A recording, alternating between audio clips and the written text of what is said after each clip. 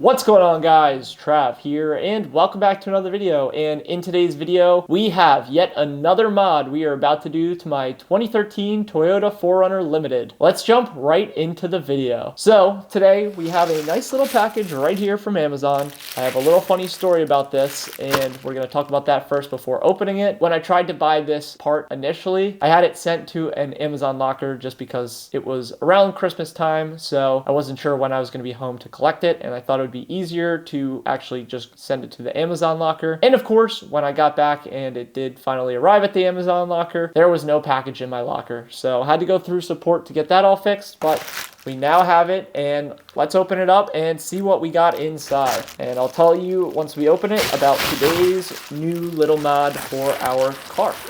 So we have this nice little white box, and what is inside this white box is new mirrored turn cycles that are sequential. If you have a Toyota 4Runner and want to do this to your car, I will leave a link down below to get this product specifically. After doing a little bit of research, this one looked like it was the best one. I believe I have the clear version. There's also a smoke version, which is just a blacked out version, or tinted out version, I guess is the better way to say it. But we're going to open this bad boy up and check out what's inside and what you get actually in the box. This video also is not a how-to video. I somewhat understand how to do it, but it is going to be me opening this, unboxing it, showing what's inside, then a time lapse of me installing both of them, and then a look at what it looks like once it's finally done, just so you guys know. On the front of the box, it says the part name and where that it's new, as you can see right here. Hopefully that focuses. And on the left side, it gives a lot more information on what models it fits. I am personally doing this on the Toyota 4Runner 2013 version, and in case you're wondering, focuses, there we go, you should be able to see that. Those are every other car model that you can do this little conversion or mod on. So what's actually inside the box? Let's take a look.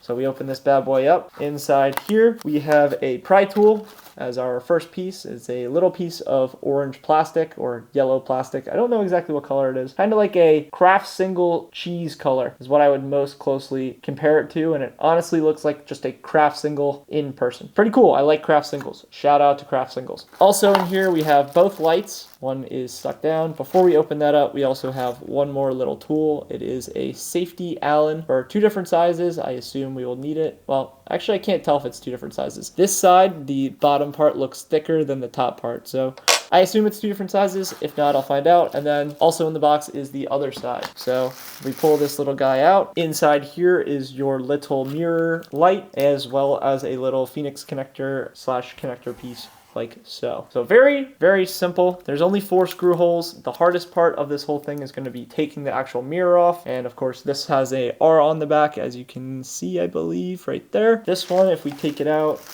should have an L on the back, meaning it is for the left side. And of course, it has a little plastic cover on the front to protect the front of the glass, which it feels like it's made out of plastic, which is fine. I'm excited to actually have this as a sequential turn signal because, of course, I think the sequential turn signals are significantly cooler than the stock, I wouldn't even call them LEDs because they're not LEDs. They're just halogens flashing behind the actual strip, I believe. I could be wrong about that, and once we take the mirror apart, we will find out, of course, which I will update on after that. But now it is time to install the actual piece. Not exactly sure when I'm going to do that. If I have time to do that now, I will, but obviously the next clip will be when it's time to install them outside, so stay tuned for that. All right, we are back outside. It is the following day from yesterday, and we are now about to replace these bad boys with these guys. Again, this is not a how-to video because I personally do not know how to do it. I think it's pretty simple, but I don't want to put it out there like I know what I'm doing. I'm going to figure it out, and I hope you guys enjoy the time lapse.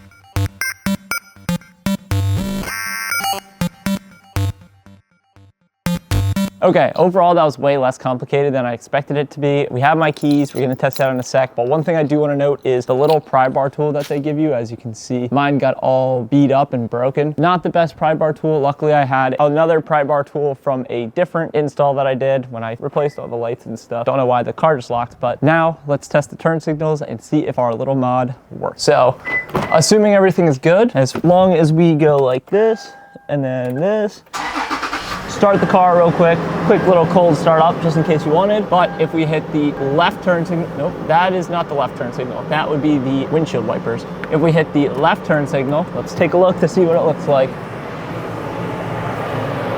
Oh, come on.